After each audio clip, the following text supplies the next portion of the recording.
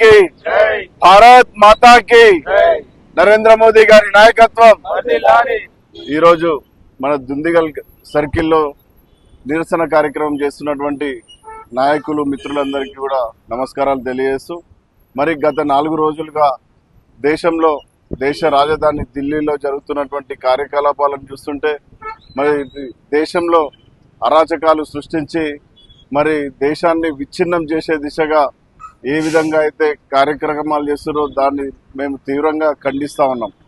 ఈరోజు ప్రజాస్వామ్య దేశం మనది. ప్రజాస్వామ్య దేశంలో శాంతియుతంగా నిరసన తెలిపే హక్కు ప్రతి ఒక్కరికి ఉంటుంది. మరి శాంతియుతంగా నిరసన తెలపకుండా దేశ ప్రధానమంత్రి నివాసంపై దాడులు చేస్తూ దేశాన్ని విచ్ఛిన్నం చేసే విధంగా ఈరోజు ఏవైతే కార్యక్రమాలు చేస్తున్నారో దాన్ని మేము ఈరోజు తీవ్రంగా ఖండిస్తున్నాం. అందులో పాల్గొన్నటువంటి ప్రతిపక్ష నాయకుడు రాహుల్ గాంధీని కూడా ఈ సందర్భంగా నిలదీస్తా ఉన్నాం. ఇటువంటి కార్యక్రమాలు ముందు చేస్తే తీవ్రమైన హెచ్చరికలు జారీ చేస్తా ఉన్నాం. ఈ దేశంలో ఎక్కడ కనిపించకుండా కాంగ్రెస్ పార్టీని తరిమి కొట్టాల్సి వస్తుంది.